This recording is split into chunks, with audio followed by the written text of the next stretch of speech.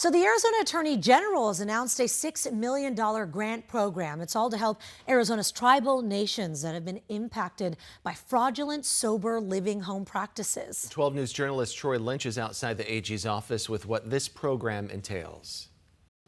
Yeah, that's right. Arizona Attorney General Chris Mays says that every community deserves to have care that they can trust, and is really hoping that this $6 million program can help out these tribal nations that have been haunted by this sober living home scam. Now, the program is called the Sober Living Home Support Program, and it's going to offer grants of up to $500,000 to tribal nations who have been affected. The scam primarily targeted Native Americans, where tribal members were transported from reservations to facilities and homes off the reservation to get treatment for drug and alcohol addiction. But the most of the time that didn't happen, or the state was overbilled by millions. The accusations go as far as providers were billing dead patients or even billed for patients who were in jail.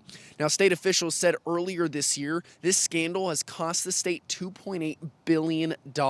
Now, listen to some of those who were affected who spoke at a town hall earlier this year. Instead of getting help, I turned out to be worse than what I was when I came out here. Temptation is all around us, and drugs and alcohol were easier here to get than home. They come down here for help, thinking that they're going to actually finally get help, and when they get here, put into one of these homes, and they're not getting the help. Now, Senate Bill 1655 was introduced in March of this year, and it was going to be used to overhaul the whole sober living system here in the state. However, it did not pass the Health and Human Services Committee. However, for tribal nations, they have until the end of next January to submit their proposal to try to get the grant money. But we're here in Phoenix. Troy Lynch, 12 News Today in AZ.